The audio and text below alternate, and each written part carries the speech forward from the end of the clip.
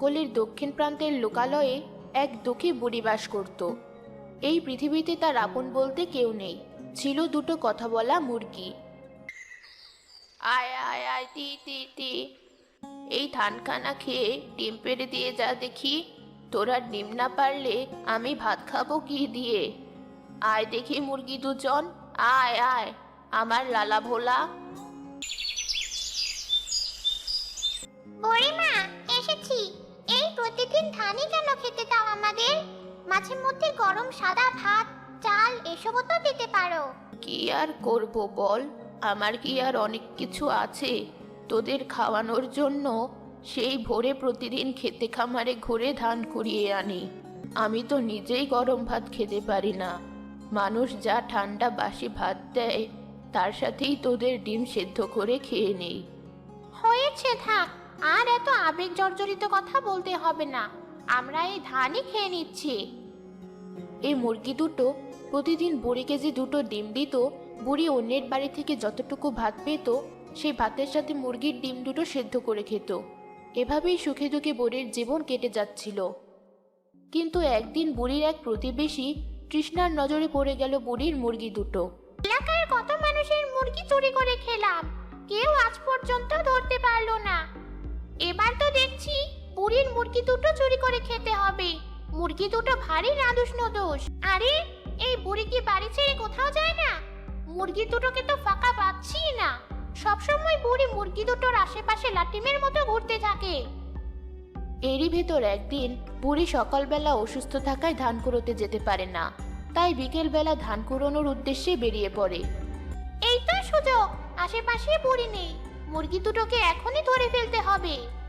তৃষ্ণা সুযোগ পেয়ে মুরগি দুটোকে খপ করে ধরে ফেলে আর দ্রুততার সাথে মুরগি দুটো নিয়ে নিজের বাড়িতে আসে। এই কৃষ্ণচন্ডী, ছেড়ে দে আমাদের। এই মুরগি দেখি কথাও বলতে পারে, এ তো জানতাম না। চুন্নি কোথাকার, বাজে কোথাকার, বুড়িমার বাড়ি থেকে আমাদের ধরে এনেছিস কেন? কি চাস তুই? আমি কি চাইতাম সে কথা এখনকার জন্য ভুলে গেলাম। তোদের মুখে মানুষের মতো কথা শুনে আমার মাথায় অন্য পরিকল্পনা চলে এসেছে। তৃষ্ণা সেই মুরগি দুটোকে ওর ঘরে আটকে আসে দেয়। আয় আয় আয় তি তি তি, দেখ তোদের খাবার নিয়ে চলে এসেছি। কি রে, এখনো কেন আসছিস না? আয় আমার কাছে।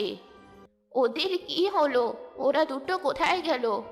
ওরা হারিয়ে যায়নি তো? কিংবা কেউ ধরে খেয়ে ফেলেনি তো?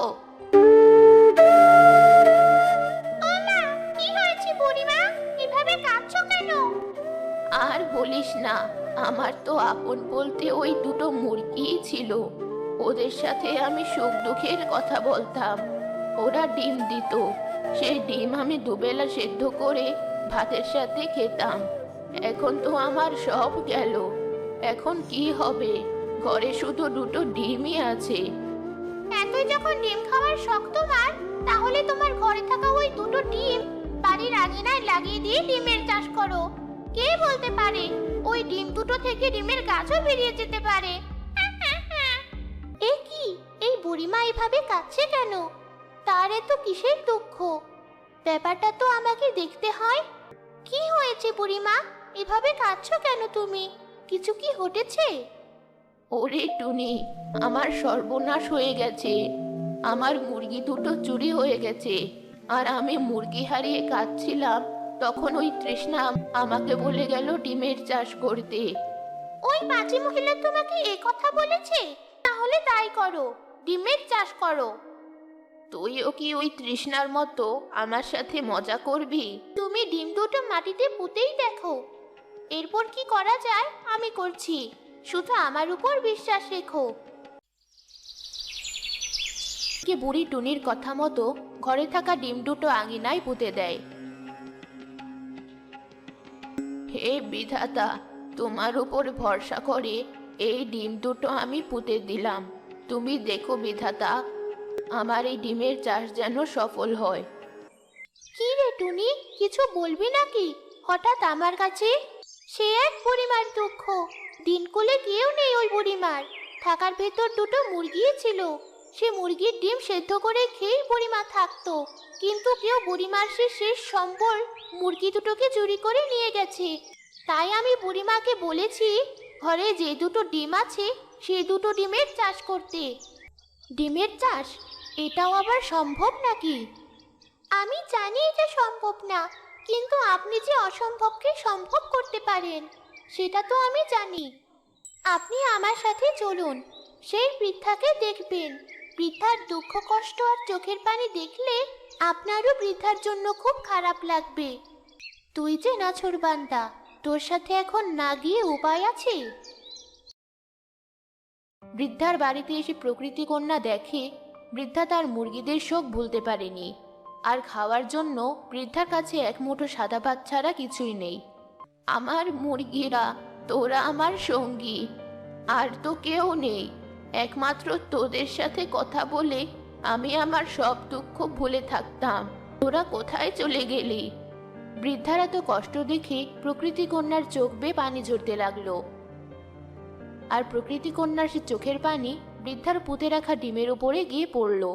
তখনই সেখান থেকে ডিমের গাছ বেরিয়ে পড়ল। আরে আশ্চর্য ব্যাপার! দেখুন প্রকৃতি কন্যা, আপনার চোখের জল এখানে পড়তেই ডিমের গাছ বেরিয়েছে। বৃদ্ধা বুড়িমাকে এই কথা তো জানাতে হয়। বুড়িমা, তোমার মুরগি দুটোকে ফেরত দিতে না পারলেও তুমি যেন ভালোভাবে খেয়ে বাঁচতে পারো সে ব্যবস্থা করতে পেরেছি।